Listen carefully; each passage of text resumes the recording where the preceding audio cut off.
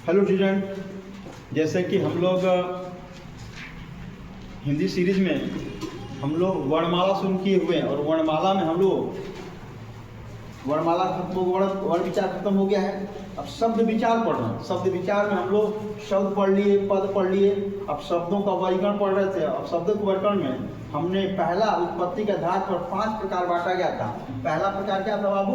हमने कहा था कि उत्पत्ति के आधार पर पहला तत्सम, तद्भव, देशज, विदेशज और क्या होता है संकर। आज हम पढ़ेंगे उसके प्रकार के। संकर किसे कहते हैं? ये शंकर नहीं बाबू, ये क्या है? संकर। ये होता क्या है कि दो अलग अलग भाषाओं से दो क्या करें बाबू? दो अलग अलग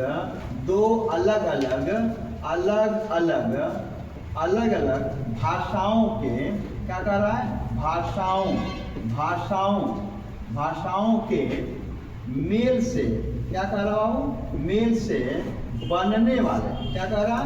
बनने वाले शब्द को क्या कह रहा है?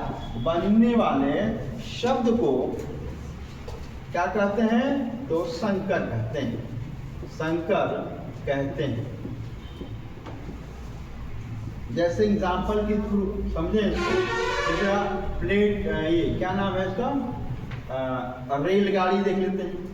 रेलगाड़ी है, डाक, ये दवाखाना है,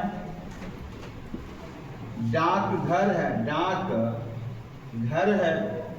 अब बताइएगा और क्या है?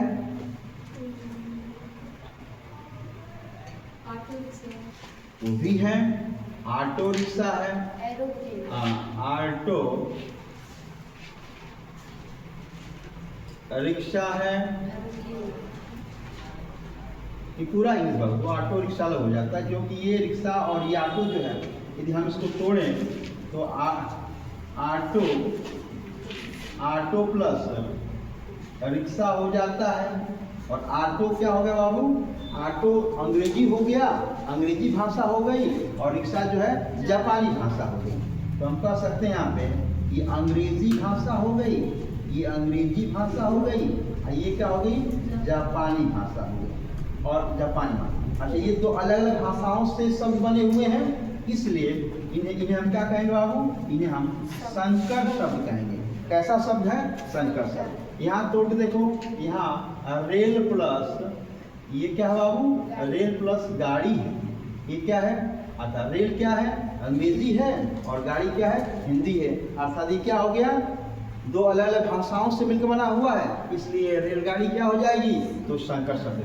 दवाखाना, अच्छा, दवा जो है फारसी हो गया और खाना जो अरबी हो गया, तो दो मिल गया दवाखाना। अर्थात ये अलग अलग दो भाषाओं से मिलकर बनी हुई है, इसलिए इसको कह सकते हैं कि क्या है? डाकघर। घर आपका हिंदी है और डाक आपका क्या है? ये फारसी है, इसलिए मिलकर बन गया आपका ये संकर शब्द हो गया। तो क्या ये सभी संकर शब्द हो जाएंगे? क्या हो जाएंगे बाबू? ये संकर शब्द हो जाएंगे। ठीक है। अब हम अगले प्रकार की तरफ चलते हैं। अगला प्रकार हमारा है, क्या है बाबू? कोई बताएगा? रचना के आधार पर। रचना क्या है? रचना है, या बनावट क्या है? बनावट के आधार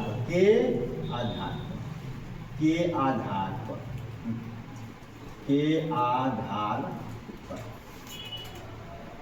अब इसको कितने भागों में बांटा गया है? इसको 3 भागों में बांटा गया है। अब ध्यान से समझेंगे वो 3 भाग कौन कौन से हैं। तो क्या कोई पूर्व ज्ञान किसी को पता है? इसको 3 भागों में बांटा गया है। रचना की दृष्टि से शब्दों को 3 भागों में बांटा गया है। पहला क्या है? कोई बताएगा? रूढ़ शब्द। क्या होता है? रूढ़ शब्द। ये रूढ़ शब्द है। दूसरा क्या शब्द है? तो यौगिक शब्द है। और तीसरा क्या है, तो योग रूढ़ शब्द है, योग रूढ़ शब्द है। यहाँ देखें, फर्स्ट देखें, पहला क्या है बाबू। अच्छा, इससे पहले शब्द की एक समझेगा, शब्द की जो इकाई होती है, शब्द संरचना की इकाई, शब्द की संरचना इकाई या संरचना, शब्द की संरचना या शब्द की संरचना की इकाई, शब्द संरचना की इकाई, शब्द संरचना की इकाई देखें, इकाई की बात करें तो बता दें मुख्य रूप से 5 इकाइयाँ होती हैं। कौन कौन? शब्द कैसे बनते हैं? तो संधि से बनता है शब्द, देखिएगा, संधि शब्द संधि से बनता है, समास से शब्द बनता है, प्रत्यय से शब्द बनता है, और उपसर्ग से शब्द बनता है, और एक होता है संयोग से शब्द का निर्माण होता है। कितने प्रकार के शब्द निर्माण करने की हमारी इकाइयाँ होती हैं। अब हमें जो शब्द हम पढ़, शब्द बहुत बड़ा चैप्टर है, समझिएगा। पूरा शब्द जिसको 80% बताते हैं, व्याकरण में 80% शब्द होता है, और 20% इसमें 10% आपका ये संधि समास अलंकार छंदी सब आ जाता है, रस आ जाता है, और 10% आपका अदर पार्ट होता है, वर्णमाला आती है, भाषा विचार आ जाता है, और वाक्य विचार। वर्णमाला में वर्ण विचार हो गया और वाक्य विचार रहता है। तो पूरा शब्द आपका 80% है। क्या ये संकर इरेज कर दिए जाए?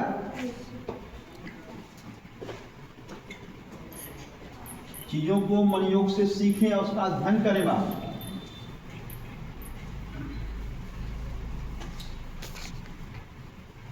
अब आता है रूढ़ शब्द होता है क्या हमारे। अच्छा, हमारे सुबह से लेकर शाम तक हम बहुत से शब्दों का इस्तेमाल करते हैं, उसमें से कुछ रूढ़ शब्द होते हैं, कुछ योगी शब्द होते हैं, कुछ योग रूढ़ शब्द होते हैं। देखा जाए फर्स्ट ये रूढ़ शब्द क्या होता है।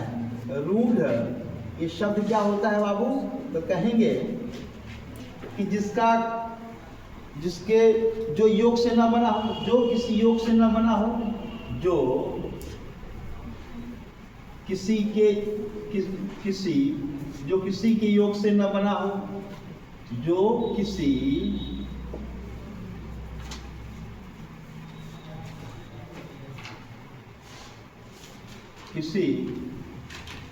शब्दों के योग से न बना है। बड़ा सिंपल होता है, जो किसी शब्दों के योग से न बना है, न बना हो, ऐसे ही शॉर्ट में लिख देते हैं, न बना।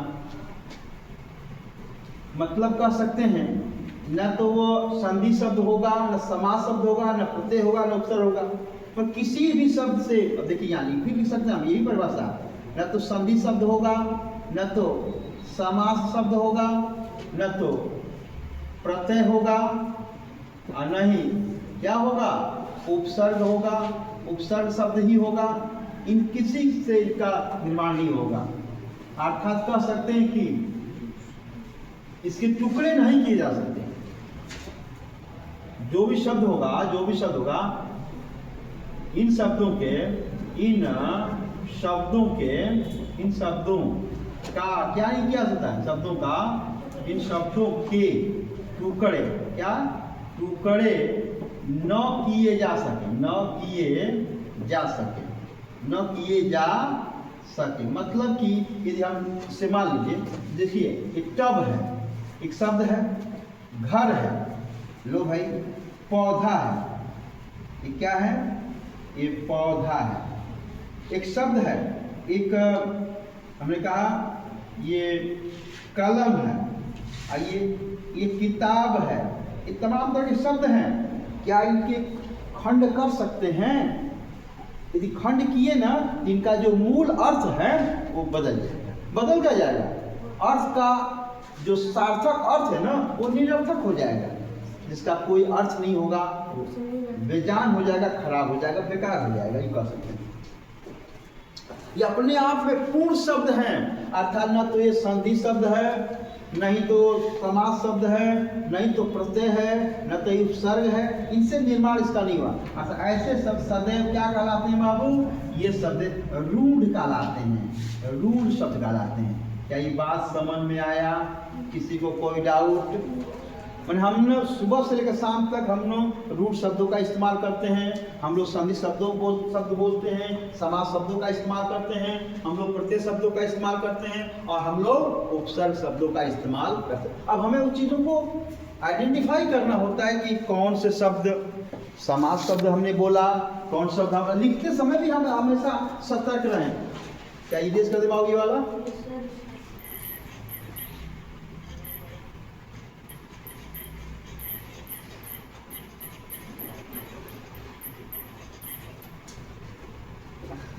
आगे देखते हैं, ये रहा आपका सेकंड आया, अब क्या था बाबू? यौगिक आ गया। अब यौगिक शब्द, अब इसकी परिभाषा नाम से देते रहा। अच्छा, दो रूढ़ योगों के मेल से बनने वाले शब्द, परिभाषा बोलो। दो रूढ़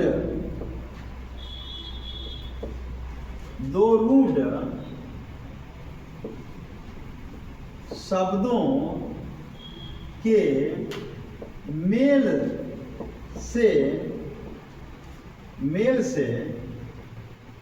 बने शब्द क्या कहलाते हैं? बने शब्द या रूढ़ प्लस रूढ़, हाँ, बराबर क्या यौगिक शब्द, ये भी कह सकते हैं।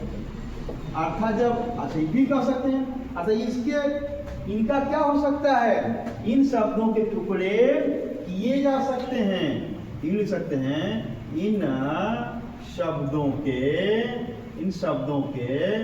टुकड़े क्या किए जा सकते हैं, और जब टूटेगा ना, एक स्वतंत्र, टूटने पर एक स्वतंत्र जो है अर्थ प्रकट कर देगा, और वो जो टूटेगा वो हमेशा कैसा शब्द होगा? रूढ़ शब्द हो जाएगा। देखिए, रूढ़ के मिलके बनेगा। अच्छा, इन और कह रहा है, और लाइन समझेगा, भाई शब्द बन रहा है तो या तो आपकी हमने यही बताया, शब्द जब भी शब्द बनेगा ना तो 5 इकाइयाँ होगी। इसमें क्या क्या होगी? इनमें सभी रहेंगे। ये संधि शब्द रहेगा, ये समास शब्द से भी बना रहेगा, ये प्रत्यय शब्द से ही बना रहेगा, उपसर्ग शब्द से बना रहेगा। लेकिन एक समास, एक जो लेकिन बहुब्रीहि समास को छोड़कर, लेकिन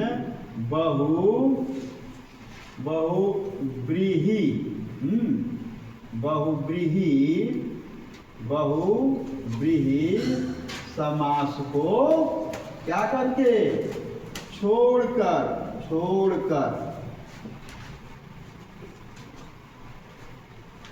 अब यहाँ देख रहे हैं हम लोग, पूरी हमने कई, अच्छा एग्जाम्पल देख लेते हैं सिंपल, जिस समय कहा, जिसे कहा विद्यालय, हिमालय, राकेश,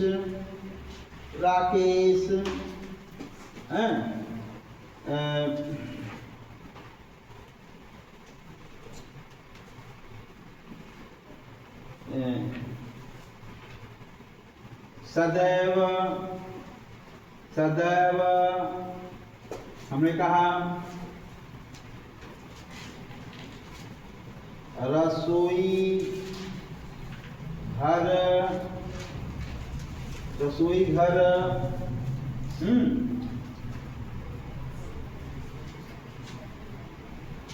लो अगला यौगिक भी कर सकते, यौगिक भी लिख सकते, यौगिक शब्द, यौगिक खुद शब्द जो है हमारा यौगिक, ये यौगिक ना खुद यौगिक शब्द है। अच्छा, इससे प्रत्यय मिला हुआ है, अभी तो तोड़ते। अच्छा, विद्यालय का विद्याधनालय है ना, विद्या क्या होगा बाबू? विद्याधन आलय। अच्छा, ये अलग स्वतंत्र है, ये अलग स्वतंत्र हो गया। विद्या मतलब ज्ञान लेना, आलय में संस्थान होता है, वह स्थान जहाँ हम क्या करते हैं? ज्ञान की प्राप्ति करते हैं, उससे हम विद्यालय कहते हैं। ये रहा हिमालय, हिमधनालय राकेश, रागधन ईश, रागधन ईश, राकेश, सदाधन क्या ए, सदैव, सदाधन ए, फिर रसोई, रसोई के लिए घर, रसोई घर, और यौगिक को लिख सकते हो योग प्लस इक, क्या हो जाएगा योग प्लस इक अर्थात यौगिक। अर्थात देखो इसमें क्या है, ये प्रत्यय है, ये क्या है बाबू, ये क्या है, ये प्रत्यय है। ये क्या जुटा हुआ है, ये जो है प्रत्यय जुटा हुआ है। अरे इसको ले जाओ, प्रत्यय है। ये सब क्या है, देखो इसमें ये समास शब्द है, ये समास है, ये सब क्या है, ये सब क्या है, कैसे शब्द है, ये संधि शब्द है। भाई क्या है, तो प्रत्यय शब्द है।